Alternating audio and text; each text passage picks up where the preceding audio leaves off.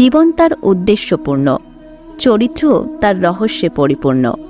তার কৃপা ব্যতীত জীবন অসম্পূর্ণ, কারণ পরম পিতা শ্রীকৃষ্ণই সম্পূর্ণ।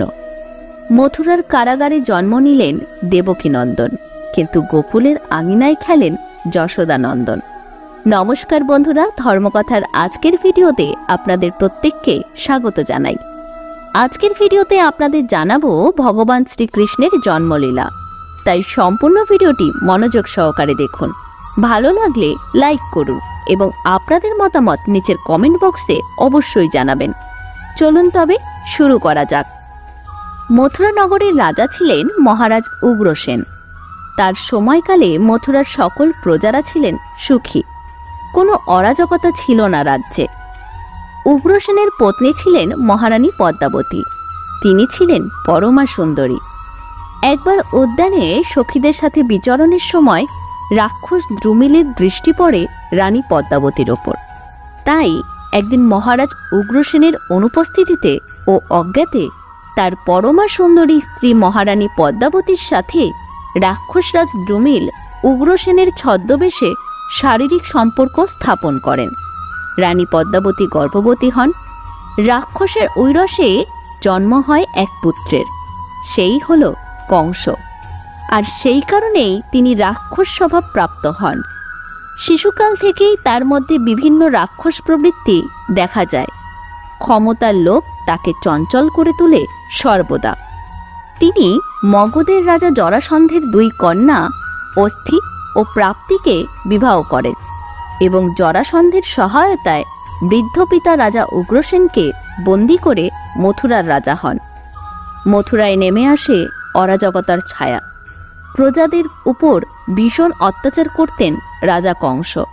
প্রজাদের দুঃখের শেষ থাকে না। এমন সময় কংসের দুই বোন দেবকী ও রোহিণীর সাথে বিবাহ হয় চন্দ্রবংশীয় বসুদেবের। বিবাহের পরে কংস নিজের রথে করে দেবকী ও বসুদেবকে গৃহে পৌঁছাতে যান। যাত্রাকালে হঠাৎ দৈববাণী হয় বসুদেব ও দেবকীর সন্তানই হবে কংসের মৃত্যুর কারণ। দৈববাণী শুনে কংস উদ্ধত হয় দেবকীকে হত্যা করার জন্য, কিন্তু বসুদেব কংসের কাছে প্রার্থনা করেন দেবকীকে মুক্ত করে দেওয়ার পরিবর্তে তিনি তার সন্তানকে কংসের হাতে তুলে দেবেন এমন প্রতিশ্রুতিও দেন। কংস এই কথা মেনে নিলেও বন্দী করেন বসুদেব ও দেবকীকে এবং কারাগারে নিক্ষেপও করেন। বসুদেব অবস্থার বেগতিক দেখে তার পত্নী রোহিণীকে আশ্রয়ের ব্যবস্থা করে দেন তার পরম মিত্র নন্দের আবাসনে। 10 মাস 10 দিন পর দেবকী তার প্রথম পুত্র সন্তানকে জন্ম দেন। সঙ্গে সঙ্গে কংসের হাতে তুলে দেন প্রতিজ্ঞাবদ্ধ বসুদেব সদ্যজাত সন্তানকে। তাকে নৃশংসভাবে হত্যা করেন কংস।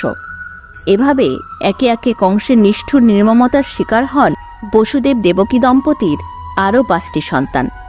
দেবকী সপ্তমবারের জন্য গর্ভবতী হলেন। ভগবানের ইচ্ছায় দেবী যোগমায়া দেবকীর সেই গর্ভ আকর্ষণ করে বসুদেবের অন্য পত্নী রোহিণীর গর্ভে প্রবিষ্ট করালেন। রোহিণী সেই পুত্রের জন্ম দিলেন। গর্গাচার্য তার নাম রাখলেন বলরাম। রোহিণী তখনও গোপরাজ নন্দের ঘরেই বসবাস করছিলেন। এরপর দেবকী অষ্টমবারের মতো সন্তান সম্ভবা হলে কারাগারে বসানো হয় কঠোর নিরাপত্তা। চারিদিকে আলোয় উদ্ভাসিত করে অষ্টমী তিথিতে অরাজকতার দিন অবসান করতে গভীর অন্ধকারে রাতে জন্মগ্রহণ করেন পুরুষোত্তম ভগবান শ্রীকৃষ্ণ। মথুরার রাজা কংস কৃষ্ণের পিতা বসুদেবকেও সন্দেহ করতেন, কেননা বসুদেব ছিলেন অত্যন্ত বুদ্ধিমান। কারণেই কংস ভীত হয়ে পড়েছিল দেবকীর সন্তানদের নিয়ে। শ্রীকৃষ্ণের দ্বারা আদিষ্ট হয়ে বসুদেব কারাগার থেকে তার সদ্যজাত সন্তানটিকে গোকুলে নিয়ে যাওয়ার জন্য প্রস্তুত হলেন। সেই সময় গোকুলে নন্দ এবং যশোদারও একটি কন্যা জন্মগ্রহণ করেছিলেন। তিনি ছিলেন ভগবানের অন্তরঙ্গা শক্তি দেবী যোগমায়া। যোগমায়ার প্রভাবে কংসের প্রাসাদের প্রতিটি মানুষ, বিশেষ করে প্রহরীরা, মোহচ্ছন্ন হয়ে গভীর নিদ্রায় মগ্ন হয় এবং কারাগারের সবকটি দরজা আপনা থেকেই খুলে যায়, যদিও সেগুলো লোহার শিকল দিয়ে বাঁধা ছিল।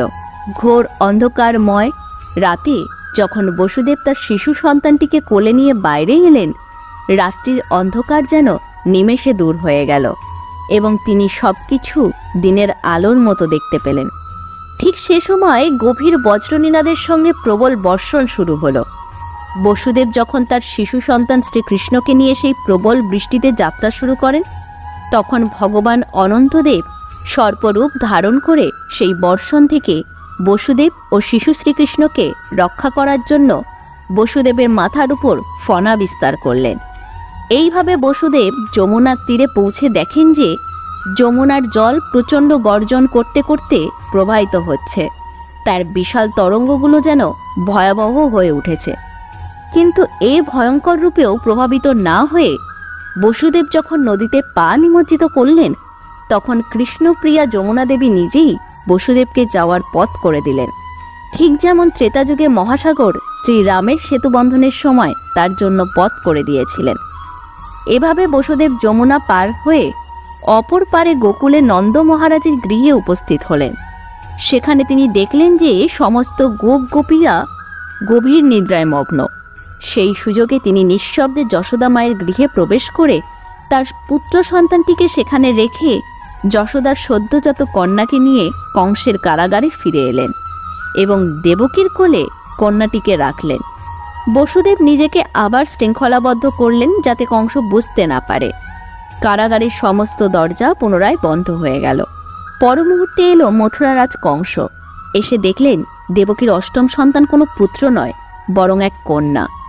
কিন্তু মৃত্যু ভয়ে কংস বাঁচিয়ে রাখতে চায়নি, তাই সদ্যজাত সেই কন্যা সন্তানটিকেও কারাগারের দেয়ালে আছাড় মারতে চেয়ে দুই হাতে মেয়েটিকে তুলে ধরলেন মথুরারাজ কংস। সজোরে নিক্ষেপ করলেন পাথরে, কিন্তু তাকে মারবে সাধ্যকার। তৎক্ষণাৎ সেই কন্যা কংসের হাত থেকে মুক্ত হয়ে উড়াল দিল আকাশে। 8 হাতে ধারণ করল ধনু, শূল, বাণ, চর্ম, অশ্বি, শঙ্খ, চক্র, গদা। ঝলসে উঠল যোগমায়া রূপে। কংসের উদ্দেশ্যে ভেসে এলো আকাশবাণী, তোমারে বধিবে যে গোকুলে বাড়িছে সে। এই বলে অদৃশ্য হলেন দেবী যোগমায়া। অন্যদিকে যশোদা আঁকড়ে ধরলেন তার আদরের দুলালকে। আজকের ভিডিও এই পর্যন্তই। ভিডিওটি ভালো লেগে থাকলে এক্ষুনি আমাদের চ্যানেলটিকে সাবস্ক্রাইব করে রাখুন পরবর্তী ভিডিও সবার আগে দেখার জন্য। ধন্যবাদ।